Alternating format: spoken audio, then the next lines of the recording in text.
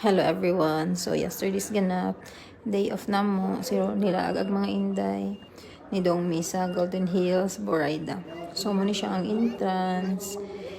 Inig sulod na may makita nga horseback riding. So kana mo na siya. Yan ni Dong Midiri tungod sa Taran! Al-Ola Fields. So, layo man kay nga Al-Ola. So, nidong midiri kay nasa newly open. So, Al-Ola Hills in Golden Hills, Borayda. So, kana wala ni sulod. So, nituyok rami, tanaw-tanaw. So, dagan sila mga coffee shops dire. So, mga nais kayo on dates.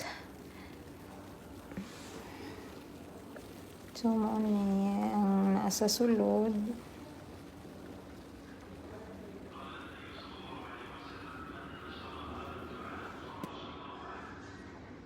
So, mo to.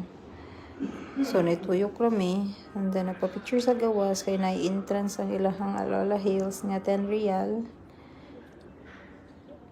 So, i-flex na ko akong face. Charang!